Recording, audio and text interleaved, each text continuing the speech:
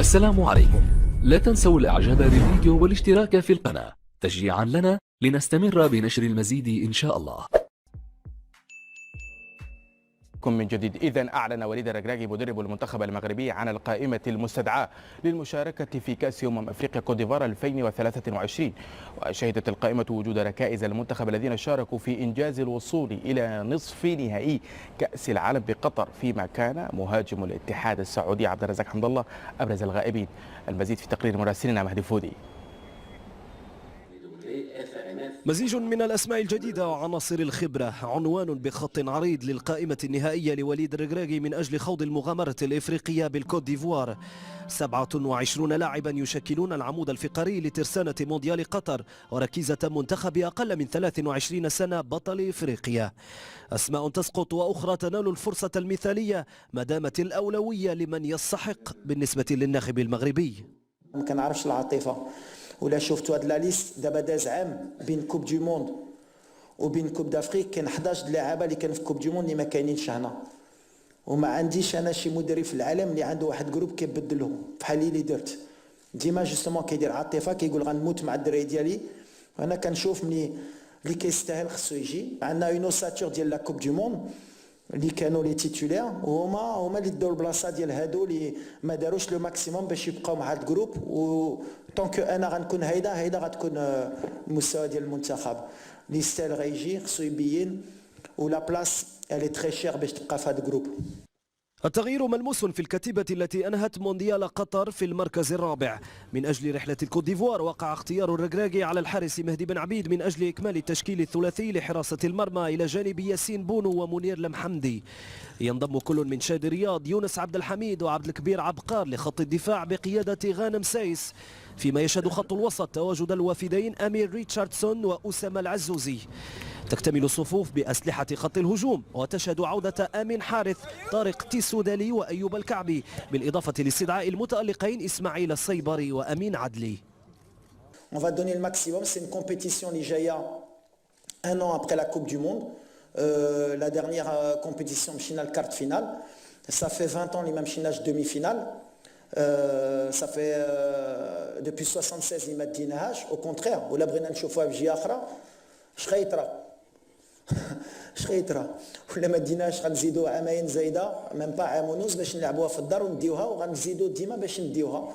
اي سي كوم سا كو لي جوار يدوف لو بروند. باغ كونت اللي ما نقدروش نحيدوا هي ليتا ديسبري اللي خصنا نمشيو بلا كونفيونس بالثقه ديالنا باش نحيدوا هاد لا ماليديكسيون في لا كوب دافريك. المصنف الأول قاريا يدخل منافسات النسخة 34 من الكان بهدف فك العقدة والظفر باللقب القاري للمرة الثانية بعد تتويج عام 76. سينطلق المعسكر التدريبي بمركب محمد السادس لكرة القدم ابتداء من فاتح يناير مع إجراء مقابلة ودية أمام منتخب غامبيا في 7 من نفس الشهر، قبل أن تشد البعثة المغربية الرحال إلى مدينة سان بيدرو الساحلية بالكوت ديفوار. مهدي فودي، بين سبورتس، الرباط. 11 لاعبا من الذين صنعوا الإنجاز للمنتخب المغربي في بطولة كأس العالم فيفا قطر 2022 استبعدهم وليد الركراكي من قائمة المنتخب المغربي المشاركة في كأس أفريقيا كوت ديفوار 2023. أرحب مجددا بضيفي هنا في الاستوديو، وأبدأ بك منير آية صالح. ما رأيك بما قام به وليد الركراكي في هذه القائمة باستبعاد 11 لاعبا؟ نعم، هي لائحة منطقية بالنسبة لنا، لأن كنشوف أنها أقوى من حتى من لائحة كأس العالم. يعني لما تشوف الأسماء المناداة عليها فهي أسماء كبيرة، أسماء اللي عندها الجاهزية، لأن كنتكلموا على اللائحة فحنا كنتكلموا على الجاهزية الآنية، ما نتكلموش على يعني الخلفية. لما كنتكلم على الخلفية أن لاعب عنده مكان بتاعه في المنتخب ولكن الحين ما كيأديش بالشكل الجيد، ما يمكنش ننادي عليه، لأن البطولة كتآمن بالجهوزيه وكتامن بالتنافسيه وكتامن بالجهوزيه مش على المستوى البدني، على المستوى الذهني، على المستوى النفسي. فلما كنشوفوا يعني اللائحه فيها 3 حراس، 9 مدافعين، 6 من وسط الميدان، 9 مهاجمين، يعني كتحس بان لائحه مفكر بها بشكل عقلاني، لان لائحه اللي ممكن انك تلعب بها سواء بتنشيط هجومي او تنشيط دفاعي، وهذه اشياء اللي ما كانتش حضرت الوليد الركراكي، لان الوقت اللي كانت كاس العالم وليد الركراكي ما كانش عنده الوقت انه يعني يوضب لائحه بهذا الشكل. ولكن الحين كنظن ان لائحه هي قويه، لائحه منطقيه الى ابعد حد. هناك كلام على بعض الاسماء مش كثير، اسم ولا اسمين، ولكن كتبقى دائما معروف في العالم ما فيش اجماع على لائحه المنتخبات، دائما في اشياء رد واخذ. كابتن وائل، ما حدث اليوم من قبل الكابتن وليد الركراكي هو أنه لا مأمن لأحد في هذه التشكيلة، إذا لم تقدم الأفضل فلن تكون متواجدا في المنتخب. هذا المنطقي، يعني بالنسبه لوليد الركراكي لا مكان للعاطفه في المنتخب المغربي. اللاعب الذي يؤدي جيدا، اللاعب الذي له نسق المباريات، اللاعب الذي قادر انه يفرض نفسه في المنتخب المغربي هو اللاعب الذي يستحق الدعوه للمنتخب. واعتقد هذه اللائحه حسب رايي وهو اقرب من الجميع لهؤلاء اللاعبين، هذه اللائحه التي تستحق التحول الى المغرب. ثم يعني لو في انتقادات او شيء راح تكون بعد المشاركه في هذه، يعني انا نلوم على الاشخاص اللي تبدا قبل ما تبدا البطوله وتبدا الانتقادات، ليش هذا لا، ليش هذا لا. هذه اختيارات مدرب، من المفروض كل الناس تصطف وراء المدرب، تصطف وراء المنتخب الوطني. بعد ما يخلص البطوله على ضوء النتائج اللي باش يسويها المنتخب تصير الانتقادات. لكن اعتقد انه الركراكي العمود الفقري نتاع المنتخب موجود بونو، موجود سايس، موجود مرابط، موجود أناحي، موجود زياش، موجود بوفال، موجود نصيري. يعني هذوما اللاعبين اللي شاركوا في اغلب مباريات كاس العالم، وهذوما اللاعبين اللي قاعدوا في الذاكره نتاع العرب يعني اجمعين، يعني مش يعني الفريق المغربي فحسب. بالتالي اعتقد انه وليد الركراكي يعرف جيدا ماذا يفعل مع المنتخب المغربي، خاصة وأنه عنده الطابع وأنه قريب جدا للاعبين، ويعرف اللاعبين متى يكونون في التوب فورم، متى يكونون متوسطين. لذلك أعتقد أنه رأى أنه هنا الفرصة تسمح لاستدعاء بعض اللاعبين الجدد. بالنسبة للمنتخبات في الأغلب كابتن منير، كنا نرى دائما وبشكل دائم أن أغلب المدربين يميلون إلى اللاعبين الذين حققوا الإنجاز، حتى وإن كان هؤلاء اللاعبين وصلوا إلى الدور نصف النهائي في بطولة كأس العالم. وليد الركراكي فضل التغيير، فضل المنافسة، فضل اللاعب الذي لديه جوع من أجل أن ينافس مع المنتخب المغربي في بطولة كأس إفريقيا. نعم، أي ناخب وطني هو عنده مجموعة من المعايير على أساس أنه يوضب اللائحة، لأن المعيار الأول وهو معيار جاهزية وتنافسية، المعيار الثاني وهو الأهداف المسطرة للمنتخب. احنا رايحين نجيبوا الكاس، رايحين ناخذوا صف رابع، ناخذوا صف ثاني، يعني عندك أهداف مسطرة يلزمها تكون يعني تتماشى مع اللاعبين اللي عندك موجودين في اللائحة. هناك مسألة أخرى كما نتكلموا عليها وهي نوعية البطولة، لأن لما كنتكلموا على بطولة كأس إفريقيا مش هي بطولة كأس العالم، لأن في لاعيبة اللي ممكن ينجحوا في كأس العالم، ولكن في كأس إفريقيا يلقوا مشاكل. على سبيل المثال لما حنشوفوا حتى في التشكيل، فالركراكي راعى لهذه الأمور، لأن خلى 15 لاعب شاركوا في الكان السابق، 15 لاعب يعني تقريبا أكثر من نصف اللائحة، وخلى هادو ثوابت اللي ممكن أنهم تخلي داك نقولوا داك الجاهزية والتوازن على مستوى، أول شيء على مستوى الأداء الفني، على مستوى التشكيل، على مستوى حتى طرق اللعب، لأن طرق اللعب تختلف من كأس العالم لكأس إفريقيا، لأن في كأس العالم ما كانش مفروض عليك انت اللي يعني تسوي العمل، ولكن الحين انت تلعب على ردة الفعل، تلعب على الفعل مش على ردة الفعل. في كأس العالم كنت تلعب على ردة الفعل، دابا الحين حتلعب على الفعل، لأن المنتخب المغربي هو مرشح ضمن المرشحين الآخرين، فمفروض عليه يسويه هو، يعني هو اللي نقولوا هو اللي يسوي اللعب. فهنا كتطرح مسائل اخرى، يعني تغيير في السيستم، تغيير في شاكله اللاعب، في التشكيل، يعني حتى على مستوى التشكيل حيكونوا 100% حيكون تغييرات، لان حنميلوا شويه للتنشيط الهجومي، لان لو نشوفوا على مستوى كاس العالم كنا ندافعوا كثير ولكن كنا نلعبوا بالمرتد. الحين ممكن اشياء حتتغير كثير، حتى الاسماء اللاعبين اللي جايين، لان كنشوفوا حتى نسبه المهاجمين الموجودين تقريبا 9، يعني في اشياء حتكون متغيرات فنيه حيفاجئنا بها وليد الركراكي ان شاء الله. هذا ما يقودني الى سؤال مهم جدا، ان المغرب وصول المنتخب المغربي الى نصف نهائي كاس العالم يجعل مباريات المغرب في كاس افريقيا فيها حده وتنافس اكبر، لانك ستريد ان تفوز على المنتخب الذي استطاع أن يصل للمركز الرابع في كأس العالم. بالضبط، يعني هي الضغوط الآن مسلطة على المغرب. أعتقد أنه الضغوط كلها مسلطة على المغرب باعتباره الفريق الأفضل في آخر مشاركة في كأس العالم، والفريق الذي خطف الأضواء في كأس العالم. بالتالي هنا العامل هذا ينجم يكون عامل سلبي وينجم يكون عامل إيجابي على حسب كيف سيأخذه اللاعبون. فما نقطة مهمة ومهمة جدا ذكرها الكابتن، وأنه الركراكي اعتمد لاعبين شاركوا من قبل في مسابقات كأس إفريقيا، وهذا مهم جدا لأنه ليس من السهل المشاركة في مسابقات كأس إفريقيا. السفر إلى إفريقيا ليس السفر إلى أوروبا أو إلى قطر أو إلى بعض الملاعب الأخرى، ملاعب صعبة، بيئة صعبة. صحيح يا أنه الأمور تحسنت كثير وكل، لكن تبقى لا مقارنة ببعض.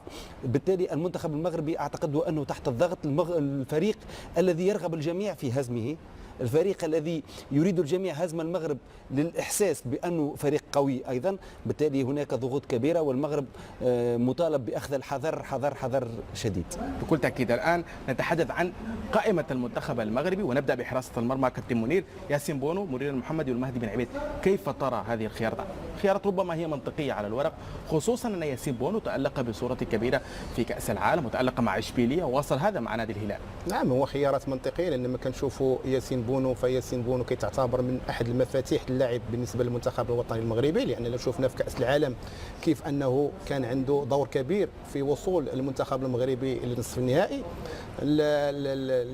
المحمدي يعني الحارس الثاني فهو حارس ممتاز، حارس اللي كان سابقا هو الحارس الاول للمنتخب المغربي، وكان في الكان هو الحارس الاول، فهو عنده مستوى عالي، مستوى يعني حتى التجربه، لان كما كنعرفوا ان حارس المرمى من الاشياء اللي لازم تكون عنده هي التجربه الكبيره. كل ما الحارس يزيد في السن كل ما يخسر، كل ما انه كيكون يعني في المستوى العالي.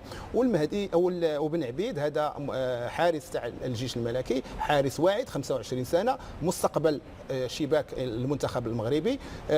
عنده يعني اشياء اللي هي كنشوفوا انه حيكون يعني مستقبل الحراسه في المغرب، وحتى طريقه يعني حراسته للمرمى كنشبهه تقريبا بالزاكي، حارس ممتاز، حارس اللي كي يبلي البلاء الحسن مع الجيش الملكي. فبالنسبه لي ثلاث حراس يعني يستاهلون انهم يكونوا في اللائحه. كابتن وائل، ياسين بونو ما قدموا هذا الحارس يحتاج ان يكون لديه منافس. منير المحمدي من افضل الحراس من ينافس بونو، وايضا كما تحدث قبل قليل كابتن منير عن المهدي بن عبيد الذي يعتبر من الحراس القادمين بقوه لقياده اسود الاطلس.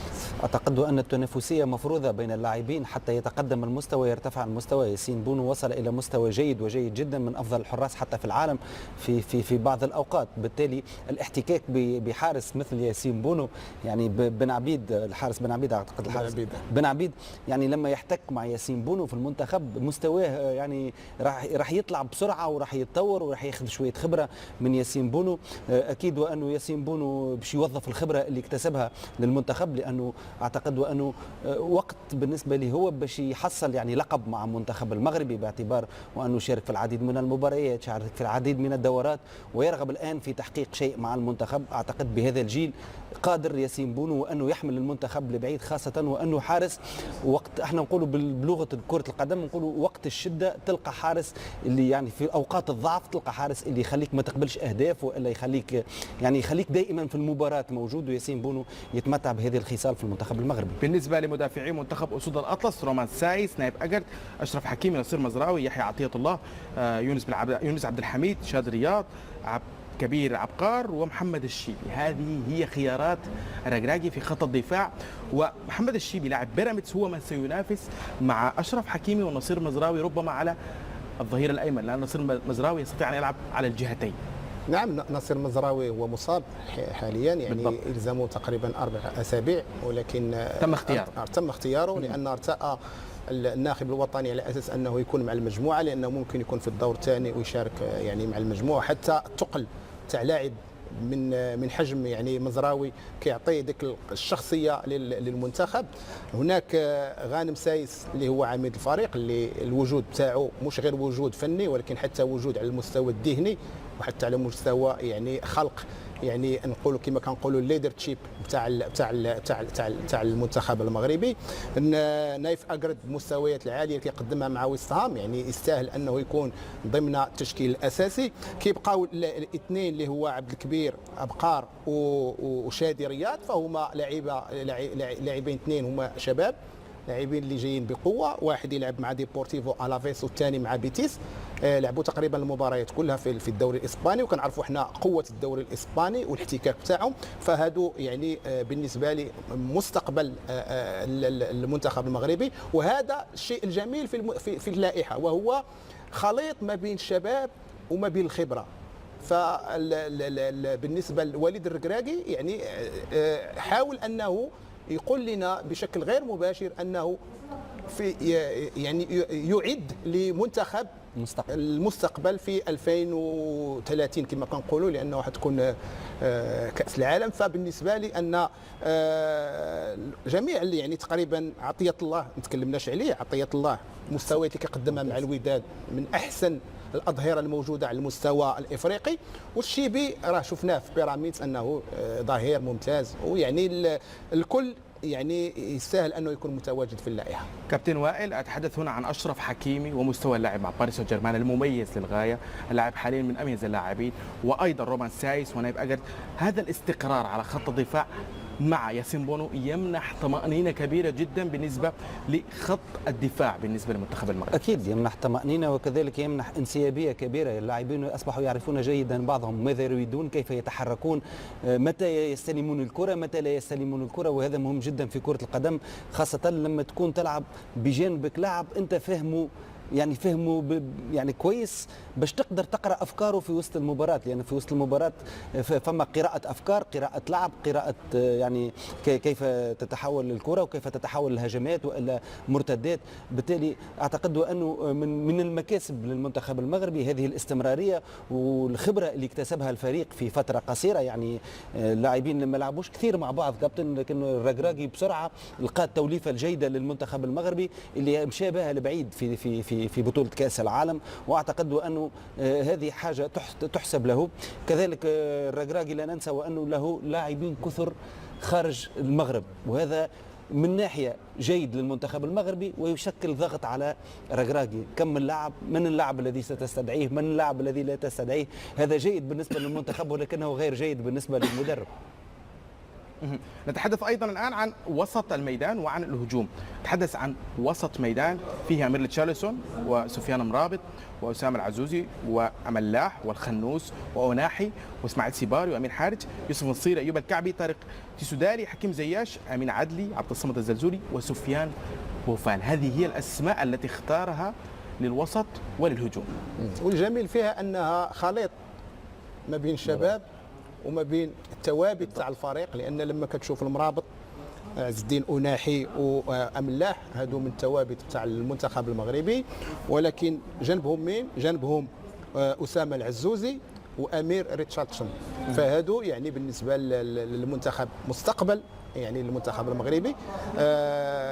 يعني حتى الرسمية بتاعهم، أو ما نقولوش الرسمية، نقولوا أنهم تواجدهم في اللائحة فهي كانت مش مجاملة، ولكن ما نساوش بانهم اخذوا كاس الافريقيا لاقل من 23 سنه، هم ابطال.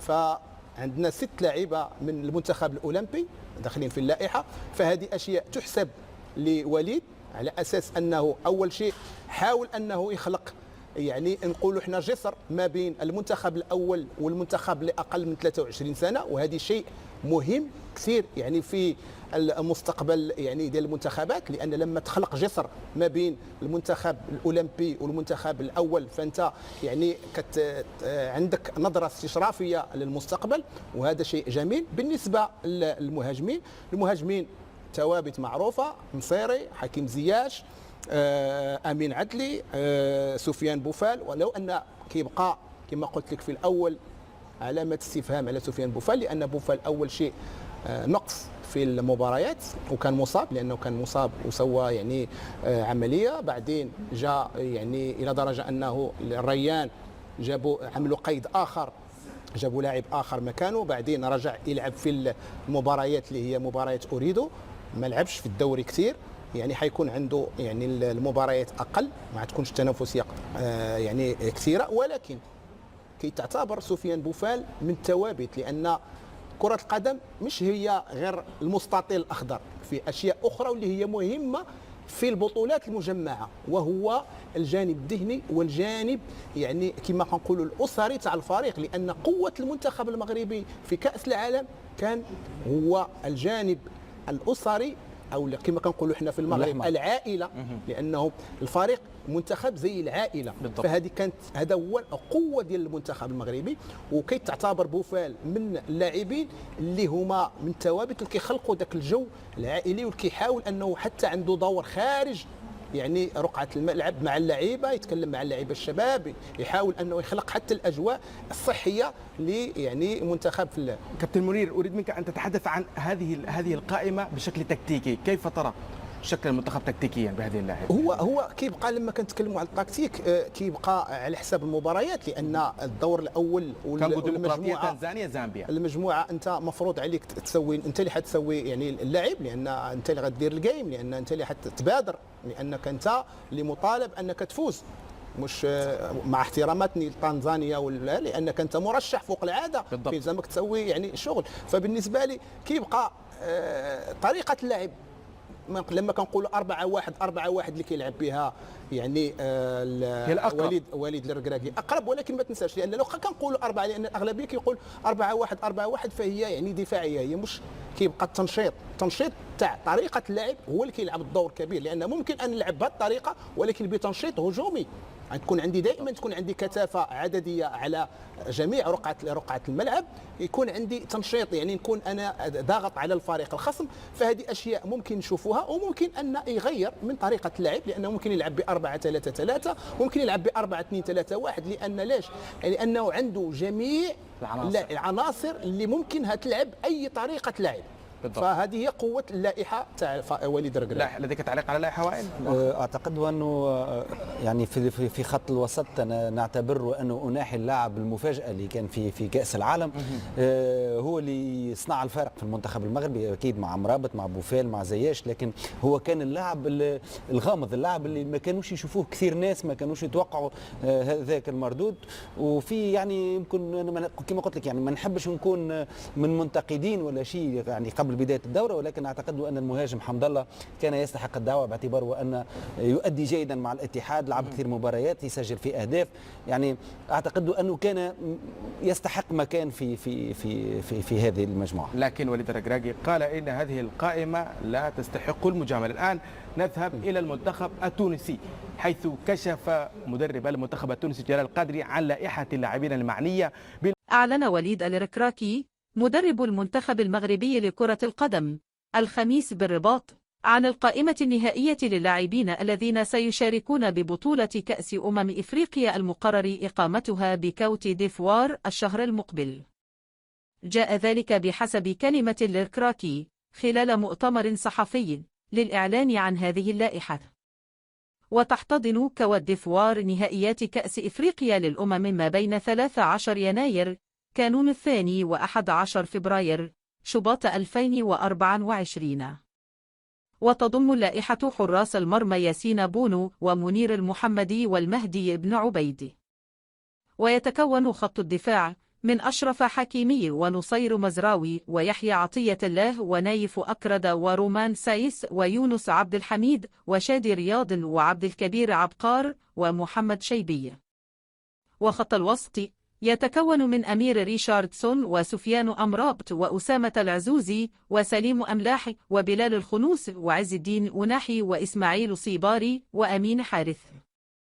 وأعلن الركراكي عن خط الهجوم المكون من حكيم زياش وأمين عدلي وعبد الصمد الزلزولي وطارق تيسو دالي ويوسف الانصيري وأيوب الكعبي وسفيان بوفال. وقال الركراكي إن المنتخب سيقدم أفضل ما عنده من أجل إسعاد الشعب المغربي. واعتبر أن منتخب بلاده يثق في قدراته وسيلعب من أجل الفوز، خاصة أنه سيركز على كل مباراة. ويوجد المغرب ضمن المجموعة السادسة إلى جانب كل من زامبيا وتنزانيا والكونغو الديمقراطية. يشار إلى أن تشكيلة المنتخب تضم أغلبية اللاعبين الذين وصلوا إلى نصف نهائي مونديال قطر 2022 والذي حصل المغرب خلاله على المركز الرابع.